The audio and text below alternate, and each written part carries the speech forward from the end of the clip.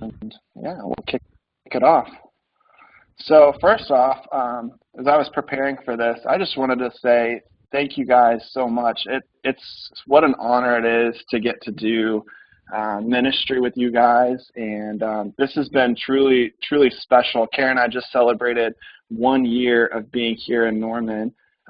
We actually moved here 1 year ago this weekend. We moved here and bought a house, and it's been a lot of fun being in this community. So as I just think back and reflect, I'm so proud of each one of you, and it's just been a special journey of getting to see how God has used each and every one of you, how you've grown, how I've grown in our leadership, and how many people we've influenced, and honestly, how many more people we're going to influence. So we have a little bit of an agenda tonight. I'm going to roll through it. We're going to keep this 15 minutes long. The first piece is I shared a story this weekend, and this is really the why behind why we do community. And for those of you that were there for the message this weekend, I told a story about a couple named Daniel and Heather. Daniel and Heather showed up here a couple months ago, and their marriage was completely broken. They actually had to split up because Daniel had relapsed on drugs and alcohol, and he had to admit himself to a sober living house. And during that time, Heather found herself homeless because Daniel had to get the help he needed. And Heather found food and shelter here in Norman that provided a place for her to stay and food for her and her kiddos to eat. And during that time, they actually began coming to church together. So even during the time they were split, they came to church, and they came to an open door where they learned about the church, and they got to meet some other people. They joined the host team where they began serving every single week as greeters. They've been so consistent with that. And then they joined a life group. And actually that life group is meeting tonight, right now, as we're talking. And I believe they're there. And they're getting to do life with other married couples, walking through a similar season of life as they are. And I just want to remind us that we always, I know you guys stay connected to the why, but man, that's what's happening. That's what's happening at our campus, and that's one small example of the community that's happening there. And so every time we onboard every life group leader that we have a conversation with, I want us to always remember the why and the couples that we're helping get to connect with.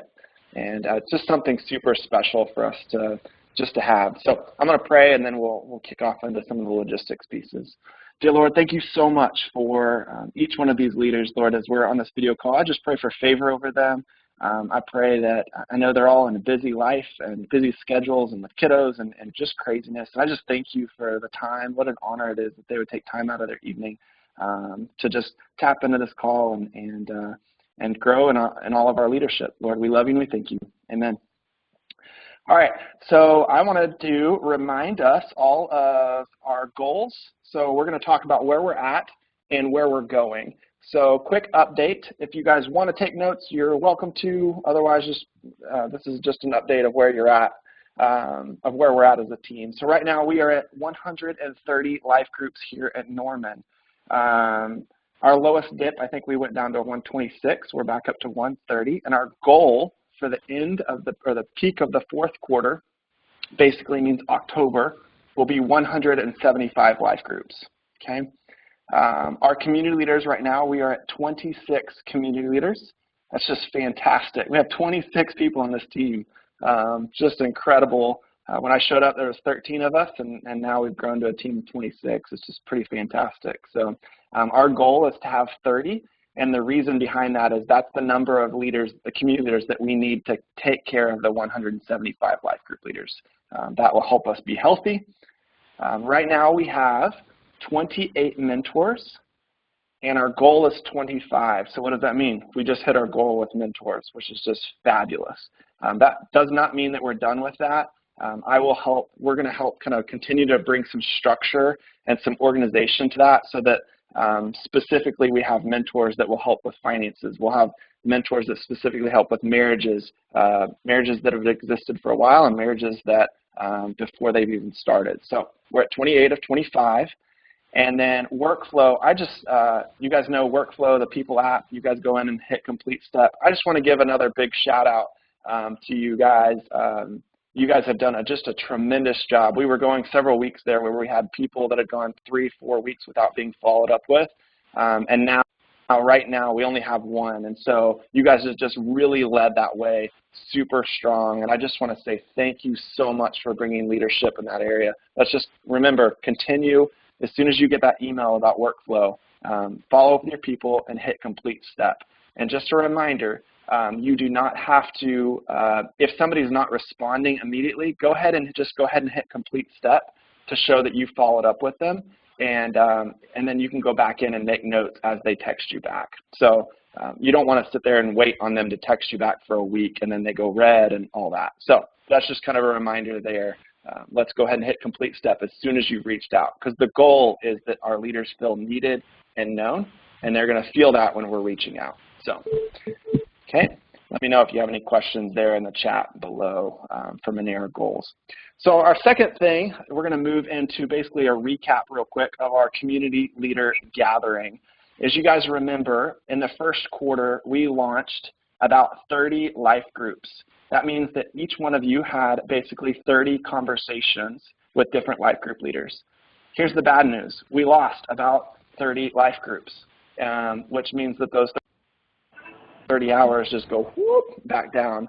And so I made a phone call, a text, an email to each of those life group leaders that ended a group in the first quarter. So I've been reaching out to them, just making a personal connection to find out, hey, how can we do a better job of supporting our life group leaders in the future? And really, what was the reason for ending? And here's what I found out, is that there's been a lot of just personal issues within leaders, of just things that are happening in these leaders' lives. It could be some of the issues where they were just too busy. I couldn't manage putting the energy into finding new people for my group. And I don't know about you, but I mean, I think this makes all of us sad to think, man, in the toughest times of our life, that's the time that we actually need people around us. And so how can we as a community leader team, this is what I posed to you guys at the community leader gathering, how can we as a community leader team do a better job of making sure that our life group leaders feel supported and there's actual discipleship happening, so when the tough times hit, they don't want to end their group. And so you guys came up with a few different things. The first area that we focused on was attrition. And the three things that you guys came up with were spending more time establishing current life group leaders. So what does that mean? That means helping life group leaders that are already leading, helping them become more established. So that just means basically discipleship. How are they doing? What do you guys need? Do you need resources? Can I help recruit life group leaders for you? So spending more time establishing current life group leaders was the first thing. Second thing was having deeper conversations at onboarding about consistency. So as opposed to just focusing on the onboarding conversation, which is basically, if you guys remember, it's the LGL leader form. It is, don't cohabitate outside of marriage. It's don't do drugs, don't do alcohol. Use your social media wisely. While that's important, and I want us to spend time going over that, I want us to, and this is what you guys came up with, is let's go deeper in those onboarding conversations about, hey, let's be consistent. Let's show up at the info wall. Let's recruit for our life groups. Continue to hold your group even if one or two people are showing. Don't give up. So that's the number two thing that you guys came up with. And the last thing regarding attrition you guys mentioned was reaching out to life group leaders in person regularly. So you guys mentioned the expectation, if you guys remember, is to reach out once a quarter. But you guys mentioned, what if we could reach out once a week, once a month, and maybe just shoot a text message, a Bible verse, a video, a word of encouragement. What if we gave them a quick phone call during lunch hour and just said, hey, I just wanted to check in on you. So spending more time establishing current life group leaders, having deeper conversations, and reaching out to life group leaders in person regularly. The next thing that you guys mentioned were onboarding. So during the onboarding, speaking up if you don't have the margin to take on new leaders. And then number two was when somebody wants to end a group, offboarding them, and having the conversation about who in your group could begin leading your life group. Because again, we hate to see groups end not because of the number, but because we know that there's people in that group that now no longer have community. So how can we help keep that group healthy? So those are all the points that you guys came up with. I just wanted to recap that as a reminder, and I'll share this document with everybody in group me after this call, so if you have any further questions. All right, so to close us up, to keep us kind of on track here, the last thing we're going to talk about is where are we going as a team for this summer? Guys, I am so excited. This summer, our central organization, Craig, have some super exciting things coming up. So first thing I just want you guys to be aware of, for those of you that serve at the info wall, this weekend is family weekend. So there's going to be food trucks, games, and inflatables in the lobby. And we do this because a lot of churches will experience a dip in their attendance during the summer months. Life Church doesn't, because we're going to experience actually an influx, because this is a great opportunity to invite and bring people in. So family weekends this weekend. This weekend, we're also going to have a missions table for the next 3 weekends in our lobby. So we're going to have one table. It's going to be a Connect Locally. Jacob's helped set this up. Jacob, I'll introduce him in just a second. It's basically going to be a missions-focused table with 3 to 4 of our mission partners there and present. So we're going to have that table present for the next 3 weekends. Now, on the 16th, we're going to have those 3 or 4 partners actually in our lobby. So I just want us to be aware of that as community leaders and info team leaders. That's what's happening over the next 3 weeks, specifically within life groups, life missions. How can you play a part at the info wall? You can help plug people in. You can connect people to those mission partners. And you can share this with your life group leaders. Hey, are you looking for an opportunity to get outside of your living room during the summer and go serve as a life group? Maybe you're not meeting consistently over the summer months, but serving in the community is a great opportunity to go to still connect and still meet. So just an idea there. Craig has one message coming up during At the Movies that's going to be a foster and adoption push. I can't wait to share more about this, and I'll continue to keep you guys up to date. But if you guys remember, there was a message called How to Neighbor 2 or 3 years ago, and Life Church eradicated the need for foster and adoption or foster shelters in our state. And so we're going to basically do that again, and we're going to meet the needs of every child that's in crisis here in Oklahoma because of this one message. I guarantee you it. It's going to be super special. So I just want you guys to be on the lookout. We're going to be partnering with a tool called Care Portal, and we're going to be meeting those needs. So help me, help Elle bring that awareness and help us meet those needs of those families and get that information out to those life group leaders. So, and as you guys know, July is At the Movies. So we're going to be, last week of June is Build Week, and then we'll move into At the Movies. So what a great time to be inviting, getting your life group leaders excited about this and super pumped. So that will kind of close us out. As I end, I just want us to remember, as we talked about kind of the attrition and the life group leaders, we've got 45 new groups that we're going to identify as we move into the fall. We need 45 new leaders. But the only way for us to get to 175 is for us to steward the leaders that God's given us now. And how do we do that? We do it when we care for them and we support them. So I just want to challenge us all. How can we bring our life group leaders that God's entrusted us with around us, build a relationship, invite them to sit in church with you? I see some of you doing just a great job with this already, and just inviting them to come see you at the info wall on the weekend.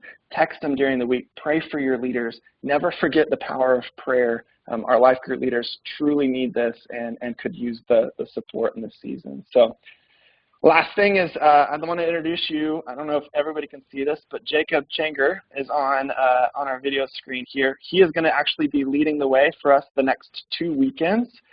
He is our brand new Leadership XP intern for Life Groups, Life Missions here. I am beyond excited for you guys to meet him. He's been a part of Life Church for 16 years. He is so passionate about community and life groups, and so he's going to bring a lot of leadership to our team. So I just want to encourage you, if you didn't get to meet him last weekend, stop by the info wall, get to meet this guy. He is absolutely incredible, and I'm already I can see so much leadership inside of him, and he's a great friend and a great leader. So stop by and see Jacob this weekend. I think that'll kind of end us for the evening. Guys, thank you. I hope this has been helpful. Just keeping us all kind of rallied together, knowing where we're going. Just a reminder, I'm out the next 2 weekends. I have a wedding that I'm officiating for my baby brother. So you guys are in charge. You guys are leading the way. Bring the energy, bring the momentum. Keep leading us strong, and I look forward to seeing you here in a couple weeks. And I love you guys so much. I'm going to hang on this call if anybody has any specific questions, but for everybody else, as we always say, whoever finds God finds life. She's back there, so I'm